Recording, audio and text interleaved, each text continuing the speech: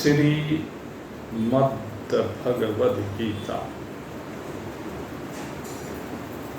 को माध्यम बनाकर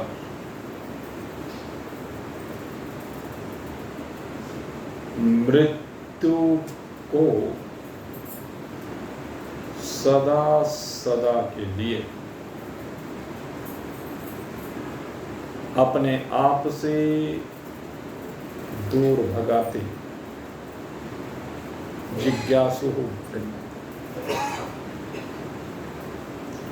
मृत्यु। इस संदर्भ में अर्जुन भगवान से अपनी चिंता व्यक्त कर रहा है। महाभारत के प्रारंभ होने से पूर्व अर्जुन मृत्यु से भयभीत हो रहा है, या ये कह सकते हैं स्वयं की मृत्यु से भयभीत न होकर के स्वजनों की मृत्यु से भयभीत हो रहा है। और उसके पीछे कारण यह है कि वो समझता है कि इस युद्ध में भाग लेने के लिए जो आए हैं वह निश्चय ही मारे जाएंगे। और जब कोई अपना स्वजन मारा जाता है तो स्वाभाविक है कष्ट होता है। उसकी आयु को लेकर के, उसके साथ संबंध को लेकर के स्वाभाविक कष्ट होता है। जितना अधिक निकटता का संबंध होता है और जितनी कम आयु में कोई शरीर यहां से जाता है, उसी के आधार पर कष्ट का निर्धारण होता है। अब महाभारत के युद्ध में जो भाग ले रहे हैं वो सब स्वजन हैं, संबंधी हैं, नजदीकी हैं, परिवार के भी हैं, रिश्तेदार भी हैं, मित्र भी हैं। और ये अर्जुन जानता है कि अब निश्चित रूप से ये जितने युद्ध में आए हैं इनमें से अधिकांश युद्ध के परिपूर्ण होने के बाद यहाँ नहीं रहेंगे। जो शरीर आज हमें दिखाई दे रहे हैं ये निश्चित है कि एक समयांतराल के बाद, या जैसे महाभारत 18 दिन हुआ, 18 दिन के उपरांत वो अधिकांश लुप्त हो जाएंगे। और अपने किसी परिजन के लुप्त होने पर बड़ी दयनीय स्थिति होगी। न जाने कितने पिताओं ने अपने जवान बेटे खोए, कितने बालकों ने अपने पिता खोए, कितनी बहनों ने अपने भाई खोए, कितनी माँओं ने अपने कलेजे के टुकड़े को खोया। ये महाभारत के युद्ध में स्पष्ट दृष्टिगोचर हुआ और उनके कष्ट का वर्णन भी वास्तव में किया नहीं जा सकता। लेकिन जब हम आध्यात्मिक दृष्टिकोण से देखते हैं तो आध्यात्मिकता यही कहती है कि शरीर तो सबके जाने भाई। महाभारत के युद्ध में जवानों के शरीर चले गए, क्या वैसे जवान शरीर नहीं जाते हैं? कोई रोक सकता है क्या? जरा सा पैर फिसला, जयराम जी की। 2 गाड़ियां आमने सामने से टकराई, जयराम जी की। कोई बीमारी हो गई, जयराम जी की। कुछ ही पलों में, कुछ ही क्षण में, कुछ ही समय में हंसता खेलता जीव, यह शरीर हमारे बीच से ओझल हो जाता है। और भाई एक दिन जरूर होगा। इसीलिए भगवान ने पहले इस देह के बारे में ही चर्चा की कि अर्जुन तो देहों के मरने मारने को लेकर के चिंतातुर है, आकुल व्याकुल है। अपनी चिंता को दूर कर, देह की परिस्थिति को समझा कि देह है क्या। ये देह केवल 5 भूत मात्र है। 5 भूतों से बनी हुई है, आकाश वायु अग्नि जल पृथ्वी के अतिरिक्त इसमें और कुछ भी दिखाई नहीं देता है। ये बहुत विस्तार से समझाया। और दूसरी बात कहा कि देह नित्य परिवर्तनशील है, रोज विकारी है। जो विकारी है, परिवर्तनशील है, विनाशी है, उसमें तू मोह क्यों कर रहा है? उसमें आसक्ति क्यों कर रहा है? ये आसक्ति ही तेरे दुख का कारण है। इस आसक्ति के कारण ही तू कष्ट पा रहा है। नहीं तो देहों का जाना निश्चित है। भूकंप आ जाए, बाढ़ आ जाए, उल्कापात हो जाए, अग्निकांड हो जाए, तब भी ऐसे ही न जाने कितने जीव यहां से ओझल हो जाते हैं। जो काम महाभारत में हुआ वो युद्धों में होता है। सुनामी आ गई, जितने लोग महाभारत में मरे इतने सुनामी में भी मर गए। कोरोना आ गया, शायद महाभारत में इतने नहीं मरे जितने कोरोना में मर गए। क्या बच्चा, क्या जवान, क्या बूढ़ा, सबके नंबर आ गए। तो भगवान अर्जुन को समझाते हैं कि इन देहों को लेकर के तू चिंता तो मत हो। ये देह निश्चित ही जाने वाली। अब दूसरी बात है इसमें बैठा हुआ जीव। अगर उस जीव की हम बात करें तो भाई देह तो यहीं पड़ी रह जाती है। वास्तव में जाता तो देह में से निकल कर के जीव है। और जो जीव जाता है वो एक देह को छोड़ता और दूसरी को प्राप्त हो जाता है। इसलिए तेरे लिए उसके बारे में भी चिंता करना अनुचित है। वासांसि जीर्णानि यथा विहाय नवानि गृह्णाति नव तथा शरीराणि विहाय जीर्णानि संयाति नवानि देहि। संयाति नवानि देहि। जब यह देह जीर्ण शीर्ण हो जाती है, पुरानी हो जाती है, या कह लीजिए इसकी आयु पूरी हो जाती है। यहाँ पर एक प्रश्न आ सकता है मन में कि देह को लेकर के कहा कि जीर्ण शीर्ण होने पर जब देह जाती है, पुरानी होने पर जाती है। कई बार ये भी देखा जाता है कि बगैर जीर्ण शीर्ण हुए भी चली जाती है। कोई बालक भी चला जाता है, कोई जवान भी चला जाता है। तो बाल्यावस्था या जवानी में अगर यदि कोई चला जाता है तो ये समझना चाहिए कि बस यहाँ जीर्ण शीर्ण का मतलब है कि वो इतने ही समय की आयु लेकर आया था, बस इतना ही समय उसे रहना था। इतने ही समय में उसका शरीर जीर्ण हो गया, जाने के लायक हो गया और चला गया। तो इस विषय में वैचारिक रूप से अगर इसे देखा जाए तो जीव मरता नहीं। शरीर यहां पड़ा है, कर ले भाई, तो कुछ कर सकता हो। बहुतों ने शरीर को लेकर के करने का प्रयास भी किया। मिस्र के जो पिरामिड है वहां पर क्या कहते हैं, मम्मी सिस्टम है।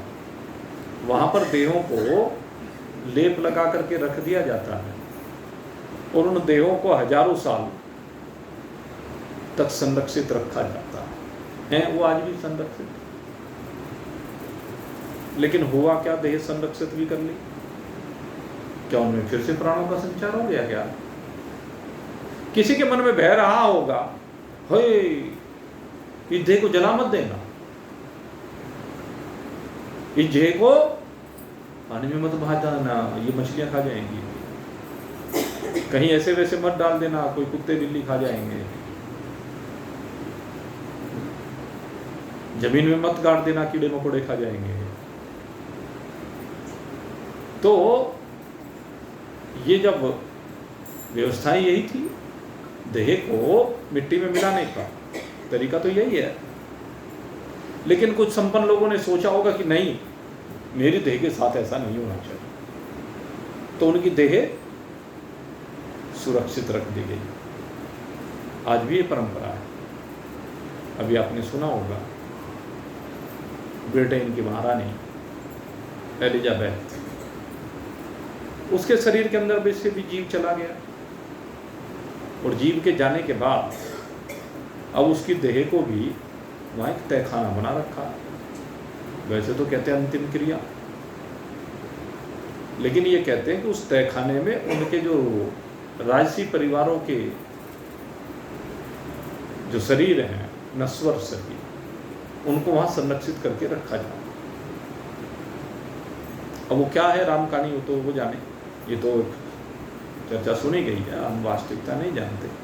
लेकिन कहने का भाव क्या है कि कुछ जगह आज भी ऐसी परंपराएं हैं कि शरीरों को संरक्षित करके रोक देते हैं। वो इसे मिट्टी मानने को तैयार ही नहीं, कभी इस देह को कष्ट ना होता हो, भले ही यहाँ के लोगों को दिखता ना हो, लेकिन जिसकी वो देह उसे कष्ट होता हो जलाने में, बहाने में, गाड़ने में। शायद कहीं ये बह रहा हो मन में, या अन्य अन्य वैज्ञानिक कारण भी हो सकते हैं। वो चलो खैर कुछ भी हो। तो शरीर की गति और जीवात्मा की गति, ये जीव यहाँ से निकल करके इन 14 भुवनों से लेकर के वैकुंठ आदि लोगों तक इसकी गति हो सकती है। यहाँ तक की चर्चा हम लोगों ने अब तक की है। अब भगवान श्री कृष्ण इन दोनों से आगे बढ़ते हैं, और इन दोनों से आगे बढ़ करके अब आत्मा की चर्चा करते हैं। पहले भगवान आत्मा का स्वभाव बता रहे हैं। आत्मा की खूबी क्या है, विशेषता क्या है आत्मा की।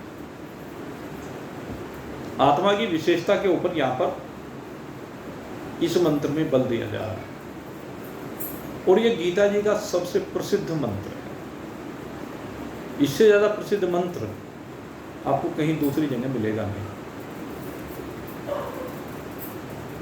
और कोई ऐसा मैं समझता हूं व्याख्यान करता नहीं होगा जो इस मंत्र का उपयोग ना करता। किसी भी धर्म में चले जाइए, हर धर्म में इसका उपयोग होता है। ऐसा दिव्य ये मंत्र है। गीता के चुनिंदा मंत्रों में मैं कहता हूं कि ये शायद सबसे ज्यादा बोले जाने वाला मंत्र रहा, जिसमें आत्मा की महिमा का वर्णन किया है। कैसी है ये आत्मा, इसकी विशेषता क्या है। नैनं छिन्द्यन्ति शस्त्राणि, नैनं दहति पावकः, न चैनं क्लेद्यन्ते यापोः, न शोषयति मारुतः। यहाँ पर कहा कि नैनम छिन्द्यन्ति शस्त्राणि। सबसे पहले भगवान ने शस्त्रों की बात की। क्यों की शस्त्रों की बात? क्योंकि महाभारत का युद्ध और सबके हाथों में अस्त्र शस्त्र हैं। जितने भी योद्धा वहां पर हैं, कोई ना कोई अस्त्र शस्त्र उन सबके हाथों में विराजमान है। इसलिए सबसे पहले अस्त्र शस्त्र की भाषा बता रहे हैं। कहते देख भाई, पहली बात तो शरीर को लेकर, अगर हम शरीर को लेकर बात करें तो अस्त्र शस्त्र शरीर को काट सकते हैं, इसमें कोई दो राय नहीं। दूसरी बात करें हम जीव की, कहते हैं जीव को तो नहीं काट सकते, अस्त्र शस्त्र जीव को भी नहीं काट सकते। हाँ, एक बात जरूर है, क्योंकि जीव शरीर के अंदर रह रहा है, और शरीर के साथ तादात्म्य करके रह रहा है। जीव की विशेषता ये है, जीव इस शरीर के अंदर तादात्म्य करने से मतलब जीव इस शरीर को अपना मान करके इस शरीर के साथ एक रूप होकर के रहता है, अपने से भिन्न नहीं मानता। देखो जो भी कुछ ज्ञान है वो सारा जीव के लिए ही है। ये जो भी समझाया जा रहा है सब जीव को। तो जीव जो गलत समझ रहा है उसकी समझ को ठीक करने की बात है। अब तक ये पता नहीं कब से यही समझ रहा है कि मैं शरीर हूं, 84 लाख शरीरों में गया। आपने कल सुना था 84 लाख मंजिल तय करके मुश्किलों से, 84 लाख मंजिल तय करके मुश्किलों से, जिस घर को तूने ढूंढा उस घर को खो रहा है। अफसोस मोड़ मन तू मुद्दत से सो रहा है। अफसोस मोड़ मन तू मुद्दत से सो रहा है। क्यों सो रहा है? कि 84 लाख प्रकार के शरीरों में बार बार यात्रा करने के बाद भी तो अभी तक जागा नहीं है, सो रहा। और सोने के कारण ही तू बार बार जन्म रहा है और बार बार मर रहा है। अगर जाग गया होता तो ये मरना और जीना समाप्त हो गया होता। हे जीव, तू यात्रा तो कर रहा, इन शरीरों में भोगों को तो भोग रहा, लेकिन यात्रा करते हुए तू जाग नहीं रहा, सोते हुए यात्रा कर रहा। कौन सी यात्रा को सोते हुए मानना चाहिए? कहते जो शरीर के पोषण से संबंधित है वो सोना ही है, बालकों के पोषण से संबंधित है वो भी सोना ही है, व्यापार से संबंधित है वो भी सोना ही है। ये सब सोने वाली यात्रा है, ये तो सब कर रहे हैं, इसलिए सोना कहा। जागरण किसे कहा जाएगा? कहते जब तू अपने से संबंधित, यात्रा जो तेरी हो वो किससे संबंधित हो? अपने से संबंधित जब तेरी यात्रा हो तब जाना जाएगा कि तू जाग रहा। तुझे इन शरीरों में यात्रा करते हुए यही पता नहीं है कि मैं कौन हूं, मेरा इस शरीर में आने का प्रयोजन क्या है, मुझे इस शरीर में आकर के करना क्या है, इस शरीर की मंजिल क्या है। तो यात्रा का लाभ नहीं होगा।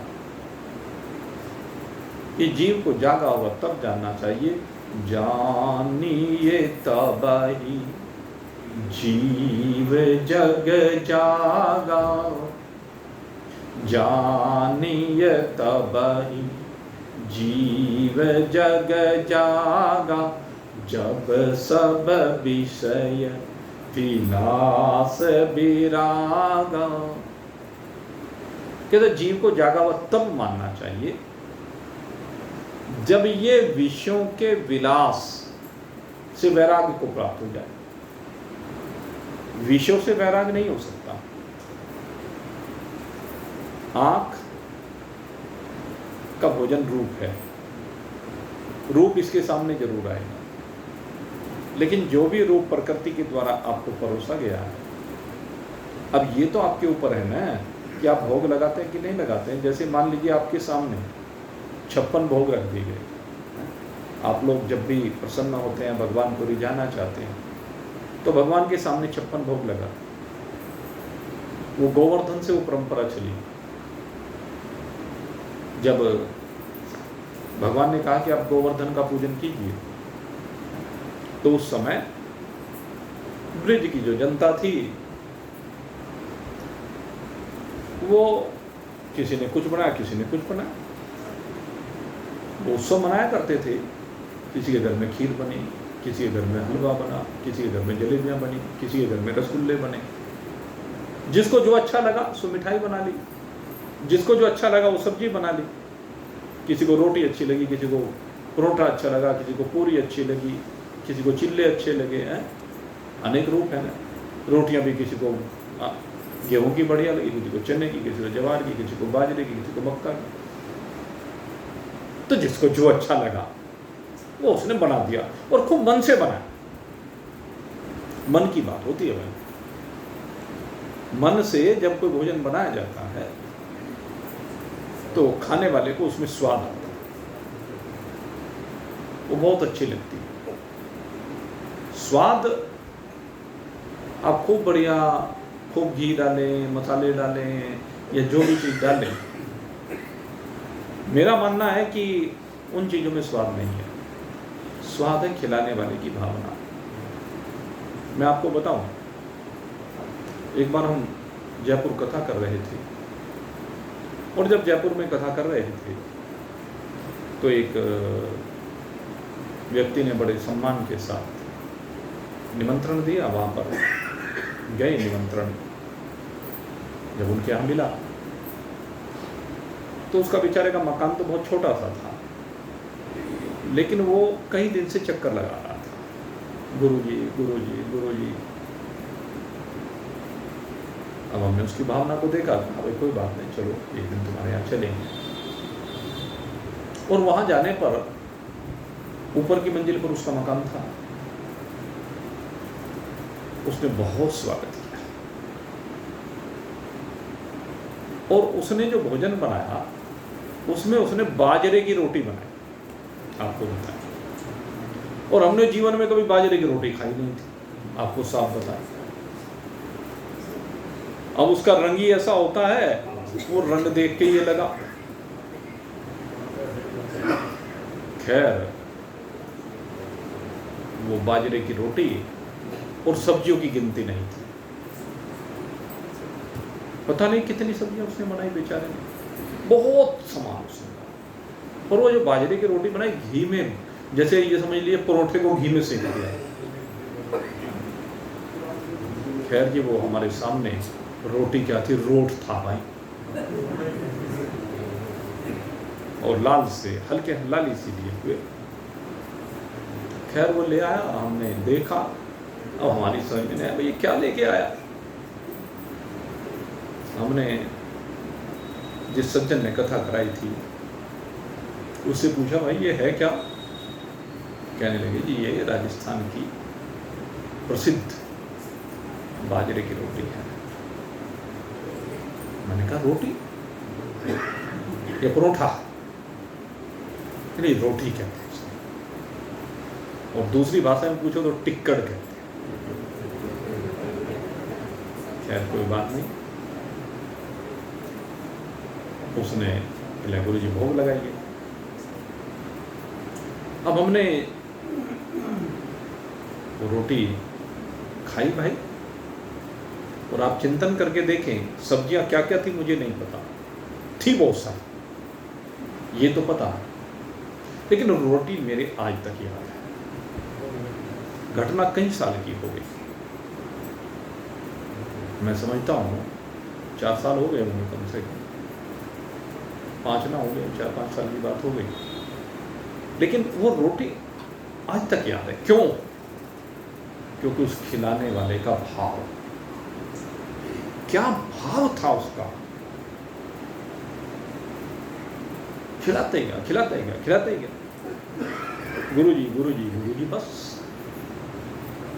तो मेरा कहने का भाव ये है कि आसक्ति नहीं थी, क्योंकि आसक्ति तो तब होती है अगर यदि हमें पहले उसके बारे में कुछ पता होता। भाई बहुत बढ़िया स्वादिष्ट होती होगी, हमें पहले पता हो। हमने जीवन में जब खाई नहीं, कभी सुनी नहीं। बाजरे की खिचड़ी के बारे में तो सुना था, कि बाजरे की खिचड़ी बनती है, लेकिन रोटी के बारे में मैंने कभी नहीं सुना। लेकिन जब उसने, मैं कहता हूँ कि उसने इतने प्रेम से खिलाई कि उसके प्रेम में आनंद आया। मैं तो कहता हूँ कि शायद जो आनंद भगवान को सुदामा के तंदुल में आया होगा, सबरी के झूठे बेर में आया होगा, विदुरानी के छिलकों में आया होगा, भाई मुझे उससे कम आनंद नहीं आया। मैं ये बात कहता हूं। अन्यथा आप सब जानते हैं मेरे लिए स्वाद की कोई महत्ता नहीं है, ना मैं कभी स्वाद देखता हूं। मुझे कई बार तो मुझे चीज़ का स्वाद का पता ही नहीं। मेरे से कई बार कहते हैं ये सब्जी क्या है, मुझे सब्जी का पता नहीं चलता ये आलू है कि अरबी है। आपको ऐसा लगेगा कि अतिशोक्ति वाली बात है, लेकिन हकीकत बता है, अब पता ही नहीं सब्जी में नमक है कि नहीं है, पता ही नहीं चलता। वो एक स्वभाव बन जाता है, लेकिन वो याद है, उसका भाव याद है। खैर, शरीर की बात तो भाई ऐसी है जो अपने जीवन को केवल भोजन के लिए, बच्चे पालने के लिए, ऐसे कार्यों में व्यतीत करते हैं। जो दिनचर्याएं हैं वो सो रहे हैं, लेकिन जागने वाला कौन है?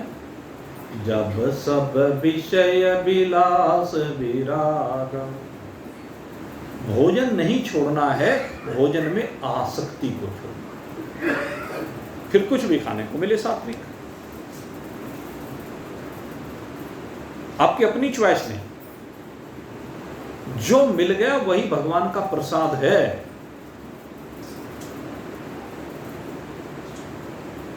जो भी,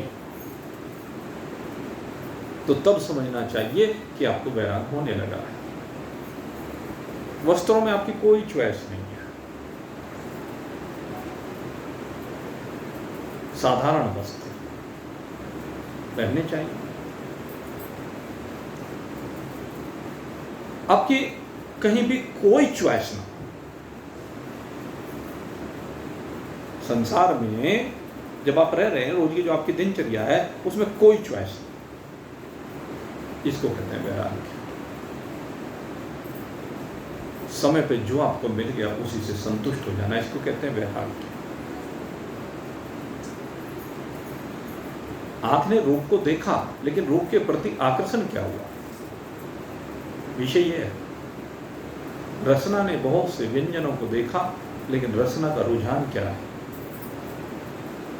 नासिका ने बहुत से पदार्थों की सुगंध को आते हुए देखा, लेकिन उसने ग्रहण क्या किया? वो निर्गंध हो गई, वो अरस हो गई, वो अरूप हो गया। अनेक प्रकार के स्पर्श मिले, लेकिन वो स्पर्श हो गया, असब्द हो गया। असब्दम स्पर्शम अरूपम, न रस न गंध, इन सब की सीमा से परे। तब कहा गया कि जानिए तब ही जीव जग जागा, जब सब विषय विलास रहे। और जरा अपने को चेक करना भाई, अपना निरीक्षण अपने आप करना, अपनी परीक्षा अपने आप करना। एक परीक्षा तो वो होते हैं जो गुरुजी लेते हैं। गुरुजी जब परीक्षा लेते हैं उसमें तो 99% फेल होते हैं, आपको बता दें। और फेल कौन होता है? फेल वो होता है जिसे अपने ऊपर विश्वास नहीं होता और जिसने अपनी परीक्षा स्वयं नहीं ली। आप कहेंगे भाई 99% को फेल की बात कर रहे हैं। जी है, फेल से मतलब क्या? यहां पर 100 में से 100 नंबर लाने होते हैं। यहां पर अगर यदि 100 में से 99 नंबर भी आए तो वो फेल है। अगर 1% की कमी भी आपको आत्मज्ञान में रह गई तो भी जन्म है, तो भी शरीर की प्राप्ति है, इसलिए फेल। आगे तो पता नहीं शरीर कौन सा मिले, मनुष्य का मिले कि ना मिले, और मिल भी गया तो ये जरूरी नहीं कि कोई आत्मज्ञानी फिर मिल ही जाए, कोई ब्रह्मज्ञानी मिल ही जाए, कोई ब्रह्मनिष्ठ ब्रह्मवेत्ता मिल ही जाए। ये आवश्यक तो नहीं है। एक बार मिल गया, हमेशा के लिए मिलना जरूरी है क्या? ये आवश्यक नहीं है। ये तो भगवान की विशेष कृपा होती है कि कभी हमारे जीवन में कोई ब्रह्मनिष्ठ ब्रह्मविद सदगुरु आ जाए। जैसे हमारे जीवन में हमारे गुरुदेव का पदार्पण हुआ, स्वतः हो गया, लेकिन वो एक सीमित समय के लिए हुआ। भगवान ने एक सीमित अवधि के लिए उनका सानिध्य प्रदान कराया, और सबके साथ ऐसा ही होता है, एक सीमित अवधि के लिए होता है गुरु का सानिध्य। ये नहीं समझना चाहिए कि रोज सदा रहेंगे मेरे साथ, ऐसा जरूरी नहीं है, क्योंकि शरीरों के प्रारब्ध हैं और उन प्रारब्ध के अधीन सब शरीरों को जाना है। तो हमारे जीवन में गुरु जी आए, और गुरु जी के आने के बाद अब भाई शरीर से तो विलगाव हो गया, लेकिन जब जीवन में ऐसे गुरु का पदार्पण होता है जो ब्रह्मनिष्ठ हो, ब्रह्मविद्ध हो और आपको केवल आत्मज्ञान की शिक्षा देने वाला हो, तो समझ लीजिए आपके कल्याण को कोई रोक नहीं सकता। आप 100% नंबरों से पास होंगे अगर ऐसा सदगुरु मिल जाए। लेकिन उस सदगुरु के सानिध्य में आने वाले शिष्य बहुत होते हैं। कामयाब कौन सा होगा? गुरु जी सबको ज्ञान एक जैसा दे रहे हैं, लेकिन बात यह कि जिसने अपने आप अपनी परीक्षा लेनी सीख ली है वो 100% नंबर से पास होता है। और मेरे मित्रों, आज जो बात मैं आपको कह रहा हूं, इसके ऊपर गौर करना। अभी जो जो चीजें मैंने कही हैं, इनकी परीक्षा करके देख लेना। घर में परीक्षा करना,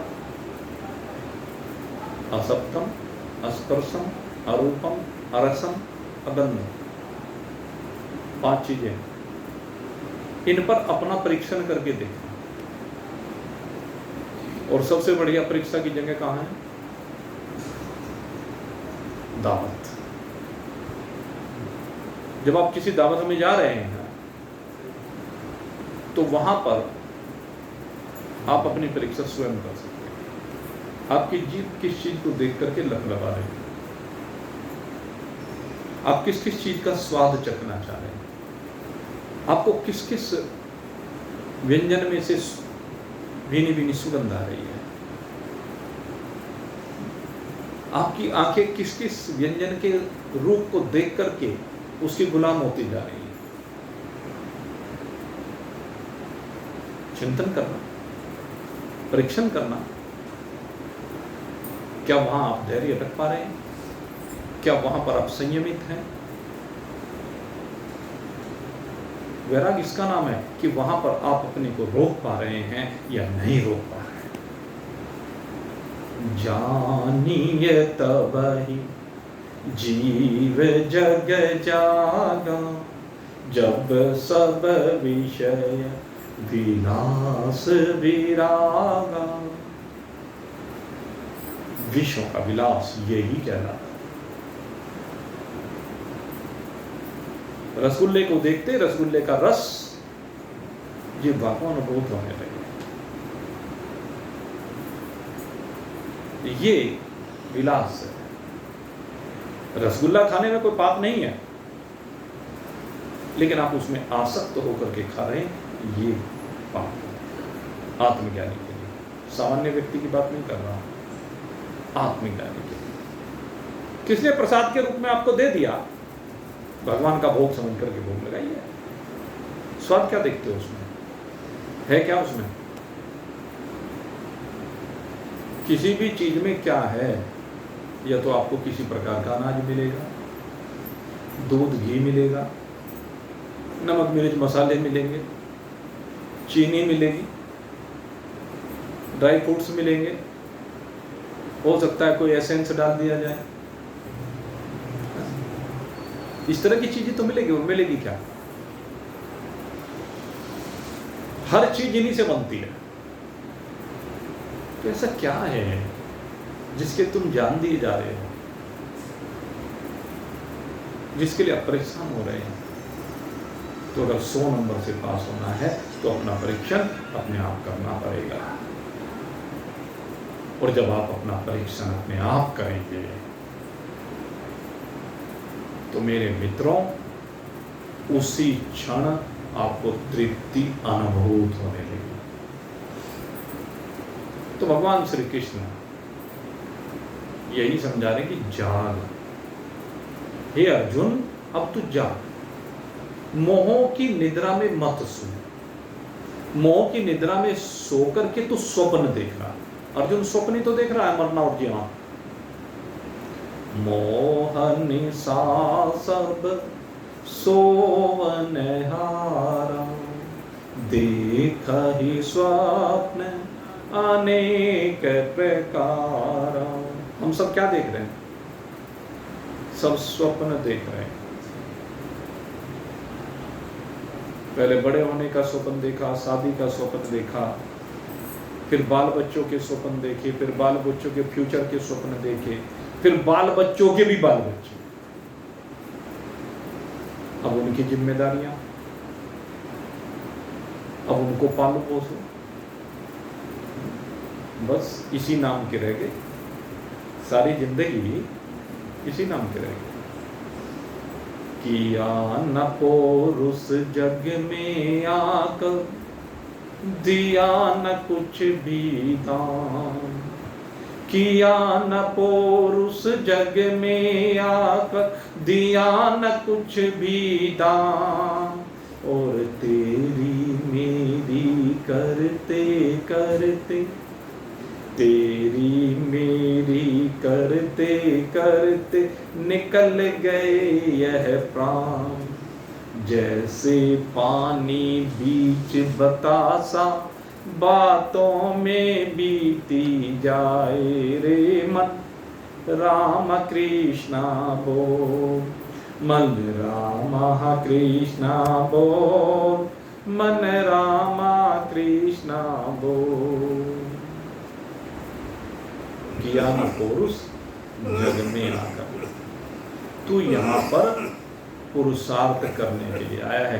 तो बाल बच्चों को पालना पोसना तेरे पुरुषार्थ का एक छोटा सा अंश मात्र है, तिल मात्र है। सबसे बड़ा जो पौरुष है, पुरुषार्थ है, वो अपने को जानना है। एक विचार चंद्रोदय नाम का ग्रंथ पंडित पीताम्बर जी ने लिखा, जो बड़ा श्रेष्ठ ग्रंथ माना गया है। उसका पहला प्रश्न ही यही है कि पुरुषार्थ क्या है। और सांख्य दर्शन देखिए, कपिल भगवान ने जो सांख्य दर्शन की शुरुआत की वो भी पुरुषार्थ से की। तेरे विद्ध दुखात्यंत निवृत्ति अत्यंत पुरुषार्थ। पुरुषार्थ क्या है? कहते जीवन में जो 3 प्रकार के दुख हैं उनकी निवृत्ति का उपाय करना, वो पुरुषार्थ है। यानी दुखों की निवृत्ति, ये परम पुरुषार्थ कहलाता है। और दुख क्या है? सबसे बड़ा दुख है ये मरना और जीना। संसार में सबसे बड़ा दुख क्यों? कहते जब तक ये जन्म और मरण होता रहेगा तेरी यात्रा चलती रहेगी संसार में, और जबकि यात्रा परिपूर्ण हो जानी चाहिए। कब तक दौड़ते रहोगे, दौड़ते रहोगे, दौड़ते रहोगे? कब तक भागते रहोगे? भागम भाग, भागम भाग। अरे इस भागम भाग से बाहर निकलो। बहुत कर ली भागम भाग, अब जरा अपने में आकर के शांत हो और अब दिल खोल करके पुरुषार्थ करो, जीदारी के साथ पुरुषार्थ करो। जो बच्चों के दायित्व वो तुमने पूरे कर लिए हैं, जिसके रह रहे हैं वो भी निभाते रहो भाई, लेकिन साथ में मुख्य पुरुषार्थ। और वो पुरुषार्थ क्या है? मैं देह नहीं हूं। ये सबसे बड़ा पुरुषार्थ है। यहां तो क्या कहा? दिया न कुछ भी दान। संसार में आए और दान दिया नहीं, दान खाने में तो लगे रहे, दिया नहीं।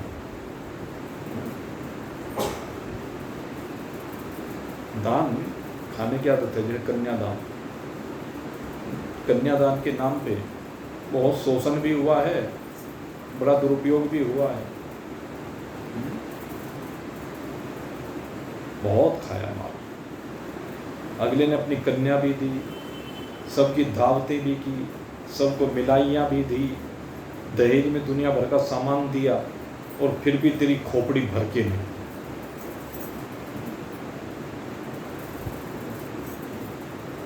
यही तो है, दान का माल खा रहा है। और स्पष्ट कहा, दान खाता है। तो यहाँ दान खाने के लिए आया, खाने के लिए नहीं आया, करने के लिए आया, खिलाने के लिए आया। इसीलिए मैं बार बार कहता हूँ, आदत खिलाने की डालो। अरे बच्चों को तो बहुत खिला लिया तुमने, अपने आप भी बहुत खा लिया, परिवार वालों को बहुत खिला लिया, रिश्तेदारों को भी बहुत खिला लिया। जब रिश्तेदार बच्चों की विवाह शादी करते हो तो उसमें खूब लेन देन करते हो, कोई भी उत्सव होता है खूब लेन देन करते हो, रिश्तेदारों को खिला दिया खूब ये। लेकिन तूने भूखों को कितना खिलाया, तूने समाज को क्या दिया है? पुरुषार्थ के अंतर्गत ये चिंतन करने का विषय प्रारंभ है, ये प्रारंभिक चिंतन, परोपकार कितना किया। जरा एक बार अपने खाते को टटोल करके देख, भगवान ने तो ये कितना दिया, उसमें से तूने क्या दिया। ये मत सोच कि मैं अपने मेहनत से कमा रहा हूँ, मेहनत करने वाले तो बहुत लोग हैं, तेरे ऊपर भगवान की विशेष कृपा हो रही है, इसलिए तुझे मिल रहा है। और जो मिल रहा है जरा उसका सदुपयोग कर ले, उसका सदुपयोग करना बहुत जरूरी है। तो पौरुष कीजिए। और पुरुषार्थ क्या है? सबसे बड़ा पुरुषार्थ है महान पुरुषों की शरण में जाना, और महान पुरुषों की शरण में जाकर के उनसे प्रश्न पूछना कि मैं कौन हूँ,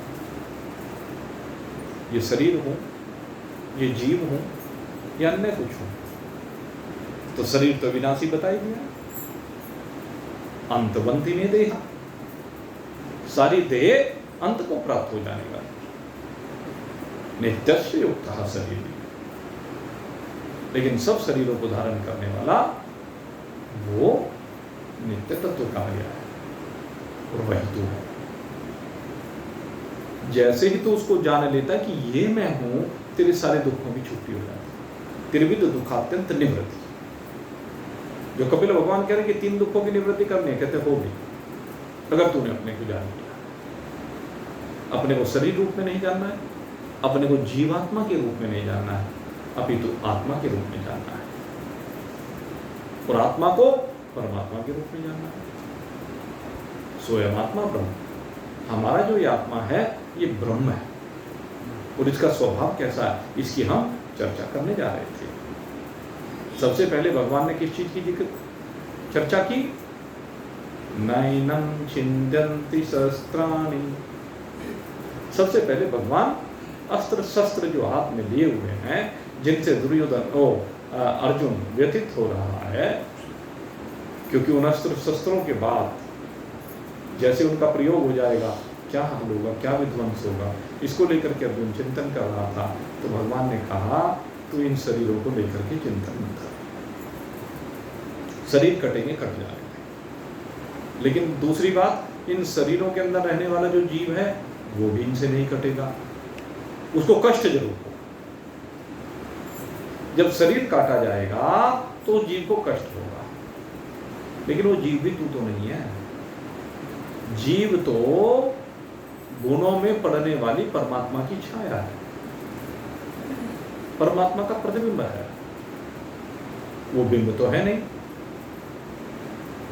जैसे एक लेंस लीजिए, सूरज की तरफ कर दीजिए, तो सूर्य की किरणें उसके ऊपर आकर पड़ेंगी और उसके अंदर सूर्य दिखने लगेगा, और उससे भी आप अगर यदि उसकी किरणें फिर परावर्तित होने के बाद किसी चीज पर डालेंगे आप, तो यहाँ तक की शक्ति आ जाती है उस लेंस के अंदर कि वो किसी को जला करके भस्म कर देता है। बस यही जीव करता धरता ये जीव है, वो लेंस के अंदर बैठा हुआ। लेंस में जलाने की सामर्थ्य नहीं है। पहले बचपन में देखा होगा आपने कि लेंस लेकर सूरज की तरफ करके और कागज को जलाते हुए देखा होगा, तो सामर्थ्य किसकी है? न तो लेंस इस काम को करता, न सूर्य इस काम को करता। अब ये भी देखो, सूर्य भी नहीं करता। एक कागज पड़ा है, पूरे दिन धूप में पड़ा हुआ कागज को सूर्य जलाता है क्या? लेकिन जला कौन रहा है? जब लेंस के ऊपर सूरज की किरण डाली जाए और सूरज की किरणें परावर्तित होकर के एक जगह पर केंद्रित की जाए, किसके द्वारा केंद्रित की जा रही है? वो जो प्रतिबिंब उसके अंदर सूर्य का पड़ रहा है उसके द्वारा की जाती है। ये सारा प्रतिबिंब कर रहा है, फिर कागज को जला देता है। इसी प्रकार से मेरे मित्रों, ये गुणों में पड़ने वाला जो प्रतिबिंब है, ये जीव है, यही सब कुछ करता है और यही सब कुछ भरता है। इसीलिए मैंने कहा अगर शरीर कटेगा तो जीव को कष्ट होगा। लेकिन अब हम इनसे अलग की बात करें। ये तो भूतात्मक की बात हुई और गुणात्मक की बात हुई। अब भूतात्मक और गुणात्मक से परे जो निर्गुण तत्व है, जिसमें सब आरोपित है, उस आत्मा की बात करें। वो कौन है? वो आत्मा है। वो जो आपका आत्मा है वो कटने वाला नहीं है, वो दुखी होने वाला नहीं है। किसी का शरीर कट रहा हो या काटा जा रहा हो, एक काटने वाला एक कटने वाला, लेकिन आत्मा इस सब से बिल्कुल परे है। जीव को उसके काटे कटने जाने पर कष्ट होता है, लेकिन आत्मा को कष्ट नहीं होता। आत्मा उस भाव से भी अलग है। आत्मा की तरफ से शरीर रहे, शरीर जाए। आत्मा तो व्यापक तत्व है। उस व्यापक तत्व में शरीर चलता है तब ठीक है, नहीं चलता है तब ठीक है। दृष्टा में स्वप्न आता है तब भी कुछ नहीं, और दृष्टा में स्वप्न नहीं आता है तब भी कुछ नहीं। दृष्टा तो अपनी प्रतिष्ठा में अचल। दृष्टा तो भाव को भी देखता है और अभाव को भी देखता है। दृष्टा भाव और अभाव दोनों से परे है और वो तू है। इसलिए अपनी इस वास्तविकता को पहचानो, अपनी इस वास्तविकता में विराजमान हो। आप सबके लिए यही शुभकामना करता हूँ और यही शुभकामना करते हुए यहीं पर आज के सत्संग को अब विश्राम दे रहा हूँ। बोलिए सच्चिदानंद भगवान की।